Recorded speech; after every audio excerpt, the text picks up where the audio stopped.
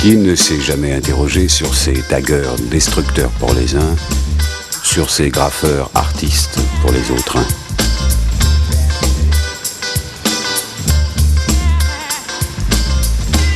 Le phénomène est né aux États-Unis au milieu des années 70 avec l'avènement du mouvement Zulu. La charte d'Africa Bambaataa, le hip-hop culture de la rue. Passé l'océan, qu'en est-il en France? Le tag est une forme de communication agressive. Déchirer un mur, brûler un train, tuer une rue, c'est le discours du tagueur.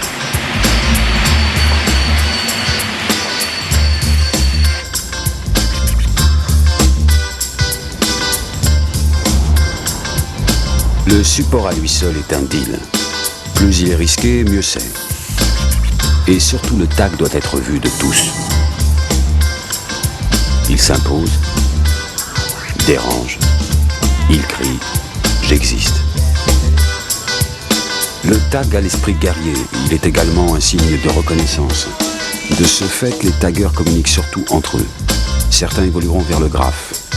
Partis de la simple signature, ils maîtriseront finalement l'outil, la bombe. De la recherche de calligraphie au dessin, il y a souvent des années de jets de peinture.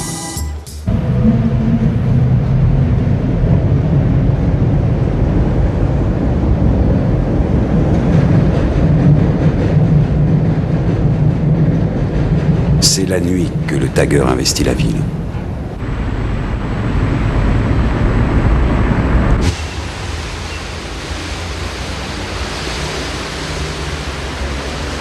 Ouais, il y a une différence entre le tag et le graphe. Le tag, c'est juste une signature, c'est un nom que vous voyez placé sur un volet, sur n'importe quel endroit.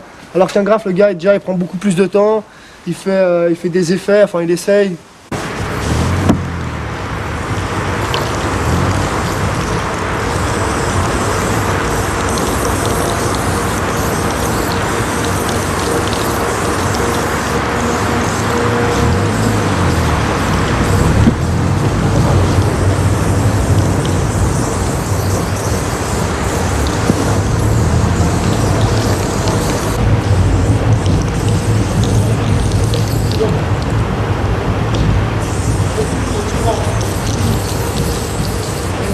C'est-à-dire, bon, il y a des gens qui peignent des murs, ça coûte pas trop cher pour les faire nettoyer ou pour les repeindre.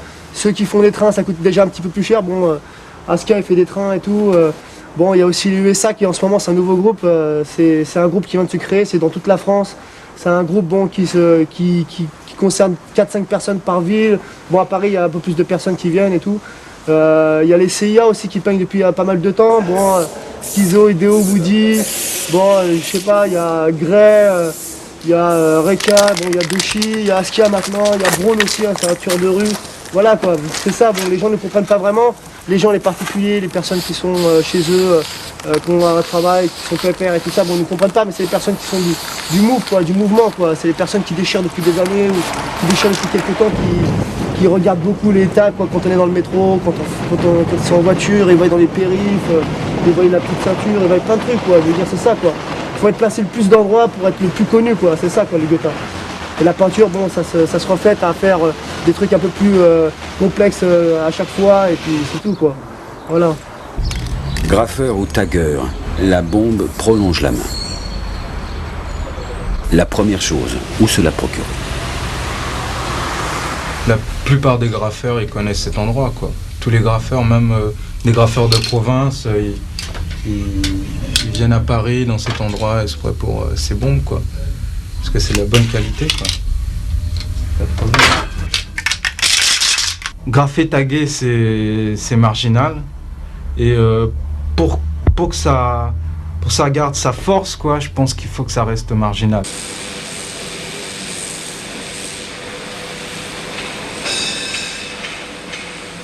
Au contraire du tagueur, le graffeur recherche plutôt le calme. Les surfaces larges. Les fonds qu'il faut préparer. Ça va bien, t'inquiète pas. Louis et Nohart ont découvert l'usine. Là, ils sont au paradis. Ils expriment tout leur talent sans risque, seulement celui de tout voir disparaître demain, avalé par les bulldozers.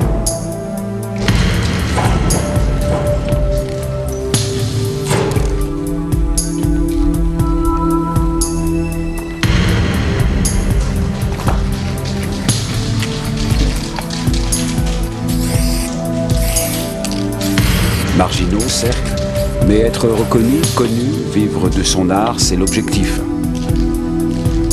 Marginal, il faut le rester. C'est ce qui qualifie le graphe.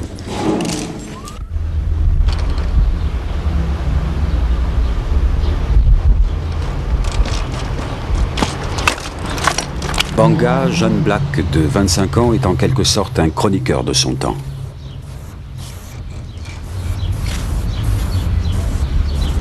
Alors ici on est dans le 17e, Porte Clichy, c'est mon quartier, ça fait 10 ans que j'habite ici. Ici c'est mon terrain vague. C'est un mur assez sacré quoi. C'est dédicacé à l'homme qu'on appelle Makome. C'est le jeune Zaïrois qui s'est fait buter dans le 18e comme un chien. Bon, ici c'est une fresque qui parle un peu de la violence, bon, du sexe en même temps quoi, parce que c'est le thème de notre génération quoi. J'ai fait ça bon, pour bien que les jeunes se souviennent de lui et surtout les flics quoi. Quand ils passent, ils voient leur portrait et qu'ils voient que bon, qu'il faut pas oublier quoi. Faut surtout pas oublier. C'est carrément de l'improvisation quoi. C'est les sentiments, l'émotion balancés sur le mur quoi. L'ennemi public numéro 1 en ce moment c'est les flics. Parce que bon, après ce qui s'est passé, on se sent pas trop en sécurité quoi. Une fresque, pour moi elle est terminée quand je mets mon tag dessus, quand je mets ma signature. Cette fresque je l'ai fait plus particulièrement pour moi premièrement et aussi pour tous les jeunes qui passent et qui viennent voir les graphes quoi, pour qu'ils apprennent un peu leur histoire et comprennent un peu l'évolution du monde quoi.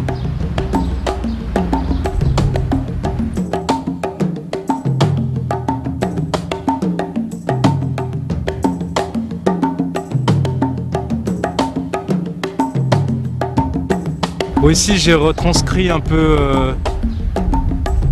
la mémoire de l'histoire des peuples noirs, en commençant par les peuples nubiens,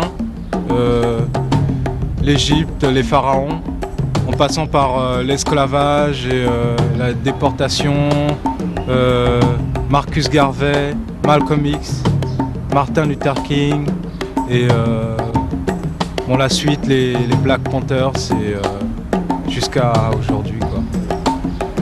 Banga est déjà une référence dans le monde du graphe. Il vit de son art et il expose.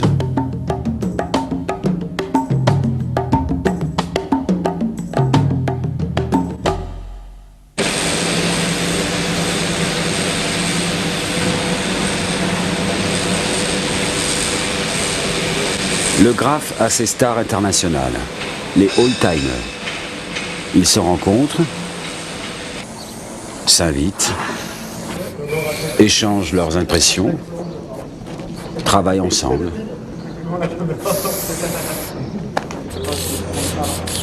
Ce jour-là, Mode 2 reçoit Shine. Création d'une fresque. Thème, libre. On peut travailler en équipe. Londres, Berlin, New York, Paris, Mode 2 bouge.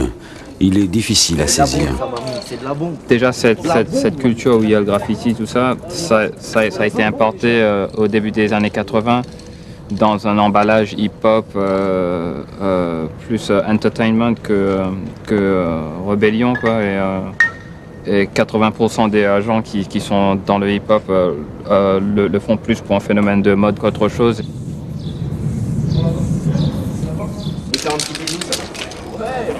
Le tag, c'est la base du graffiti.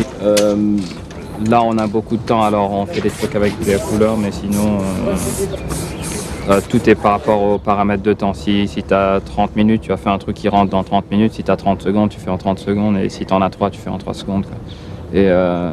Et tout comment ça s'appelle, le common denominator, dénominant commun. Genre, c'est le tag, c'est la manière la plus condensée, quoi. C'est un geste voilà, quoi. Mais contrairement à ce que pensent les gens, genre, il y a vachement de recherche de calligraphie et d'esthétisme dans le tag lui-même, et il faut avoir du respect pour les mecs qui passent vraiment beaucoup de leur temps à essayer de couvrir partout avec ça, quoi.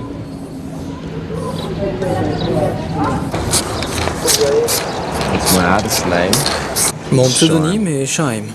Ça s'écrit S-H-I-M-E. Et depuis aussi longtemps que je peins, j'aime sa calligraphie. C'est pour ça que je l'ai choisi. Je viens de la côte ouest de l'Australie, d'une petite ville qui s'appelle Perth. Je suis venu à Paris pour voir un petit peu ce qui se passe ici et faire des graphes. Je peux venir ici et peindre des choses. Même si on ne parle pas la même langue, les gens comprennent ce que je fais. Ça simplifie beaucoup les choses. J'ai un peu voyagé, mais il me reste encore beaucoup à voir. Parce que j'aime bien voir des choses et peindre aussi. Et j'essaye de peindre partout où je vais. Alors, quand je rentre chez moi, j'ai toujours plein de choses à raconter à mes amis. Pour moi, j'écoute des disques de rap comme j'écoute des disques de salsa ou des disques de Led Zeppelin ou Jimi Hendrix, comme j'écoute tout, quoi. Je suis pas forcément lié genre à ci ou à ça, et j'ai pas découvert le hip-hop dans Paris Match ou VSD comme la plupart des mecs qui sont dedans, quoi. Et je porte pas trop les baskets parce que ça me fait puer des pieds, voilà. Mais pour moi, c'est la discipline, c'est un truc qui fait partie du hip-hop, mais qui était là avant le hip-hop, et qui est la seule discipline non autorisée du hip-hop. C'est la seule chose qui est directement anti-loi. On ne se fait pas mettre en prison pour du rap ou pour danser ou des trucs comme ça, mais on essaie de faire des graffitis, genre on risque des amendes.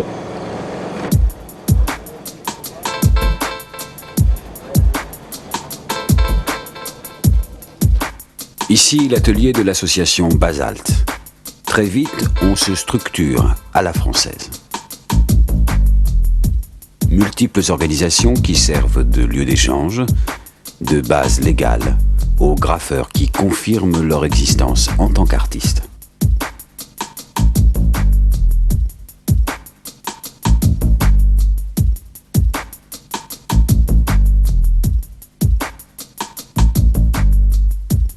Il y a bien sûr le graphe-monnaie. Il faut vivre, séduire, vendre. Le phénomène graphe a sa clientèle de plus en plus large.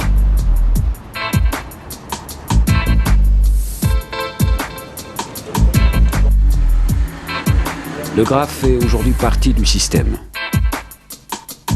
Mais qu'en pense Monsieur Tout-le-Monde ?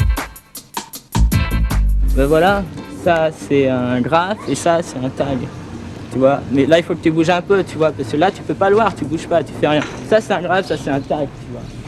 C'est le contraire, c'est en verlan, tu vois. Et la différence c'est que ça tu peux les mettre partout, à la va-vite dans le métro, tu vois, pour tout casser quand tu as envie, tu vois. Et ça tu le fais minutieusement aux endroits où tu aimes, tu vois. Voilà la différence. Parce que celui-ci, tu vois, tu regardes bien, il n'y a pas de graphe là-dessus, tu vois. Parce qu'on va jamais graffer là-dessus. Ça c'est respecté aussi, tu vois. C'est ça qui est génial.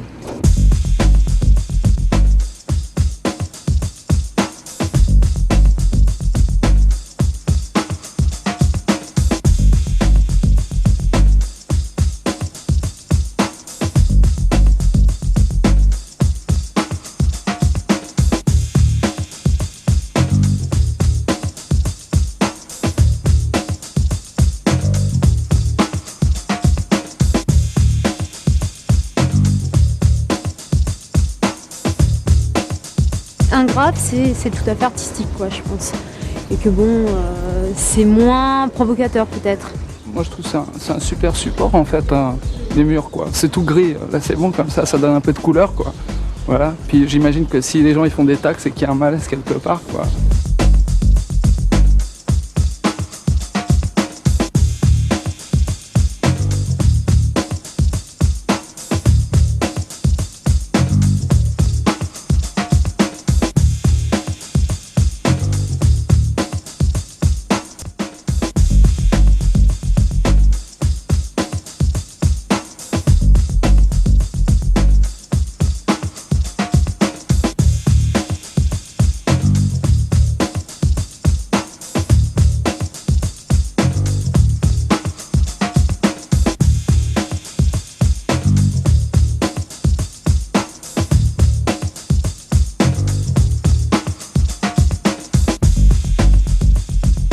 Je suis dessinateur. Alors je ne peux pas être contre les gens qui dessinent, que ce soit sur les murs ou sur du papier. À partir du moment où on s'exprime, je trouve que déjà c'est positif. Alors si c'est sur ma porte, sur un mur, bah, je trouve ça très bien, ça décore.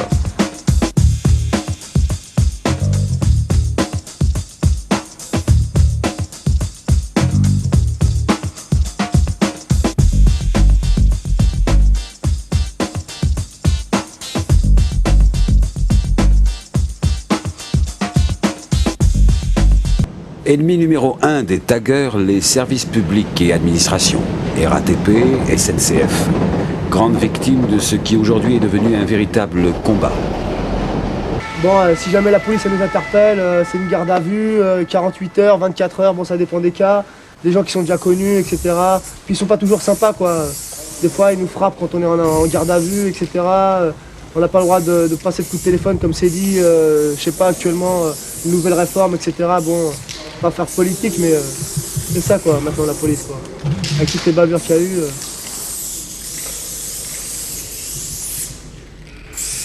Tu vois, quand je peins, c'est le seul moment où dans la vie je pense à rien, je pense qu'à mon mur ou à ma toile, et le reste j'en ai rien à foutre, quoi. En fait c'est ça, quoi. Le graffiti c'est la vie et c'est surtout peint à échelle humaine. C'est vrai que le mur c'est un support qui colle à notre génération, quoi, en fait.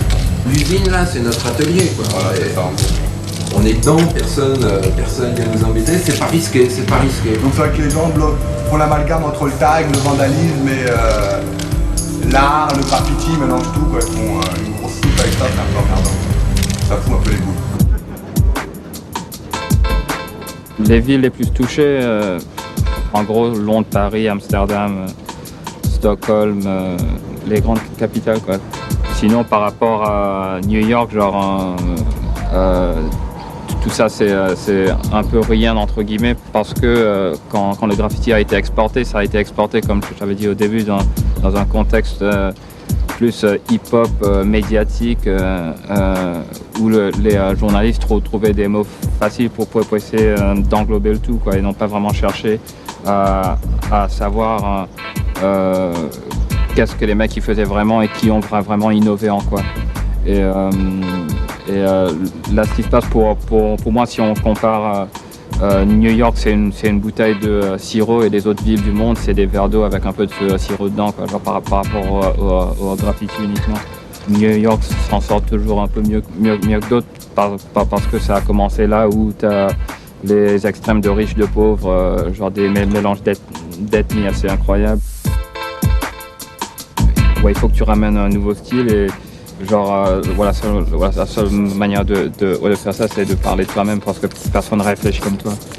Comme j'ai déjà dit, 80% à 90% du mouvement, c'est des gens qui sont seulement là pour un phénomène de mode. Ça aide si on tombe dedans par rapport à vraiment genre un choc visuel parce qu'ils ont une démarche artistique par rapport à genre au lettrage, tout ça. C'est du vandalisme, mais j'arrive toujours pas à comprendre, quoi. Parce que soi-disant genre c'est nous les vandales, mais il y a plus de bagnoles qui endommagent notre environnement ou Paris que des bombes, quoi. Moi je voudrais juste déclarer mon soutien entier, complet, total au numéro 1, mode 2. Juste pour lui. Pas magnifique ça? Que les autres fassent beaucoup d'efforts. Ce sera difficile à rattraper ça. L'espace Cronenbourg a été créé il y a un petit peu plus de 2 ans et demi sur l'initiative d'Antoine Riboud, le président de BSN, qui voulait un lieu de mécénat différent. Mais ce qui était formidable, c'est de trouver les plus motivés, qui ont été Banga et Chuck, venant de la région parisienne.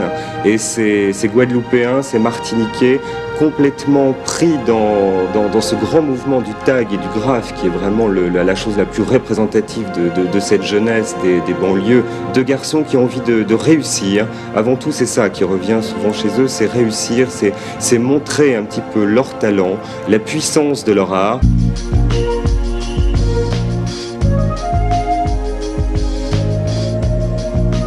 Salut, je m'appelle John One, et je viens de New York et je travaille ici à l'hôpital éphémère. Ça fait 2 ans et demi.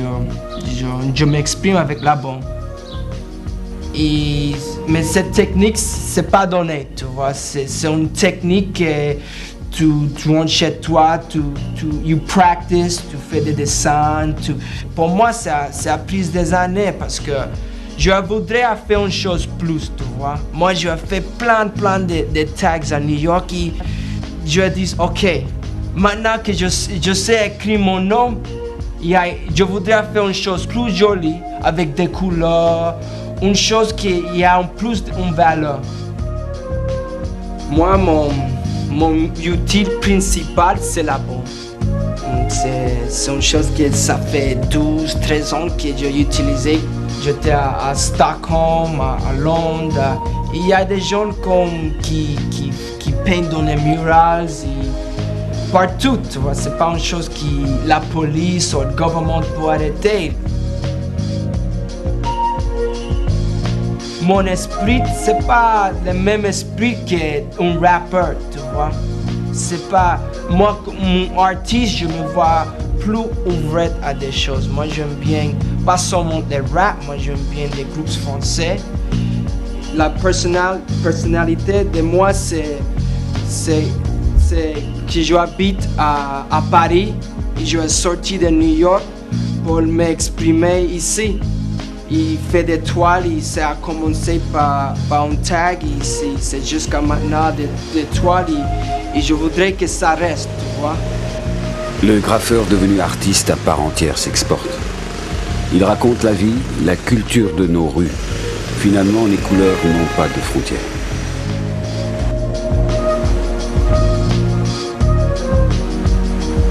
L'essence même de cet art est d'être éphémère. Au moment où vous voyez ces images, toutes ces fresques ont quasiment disparu.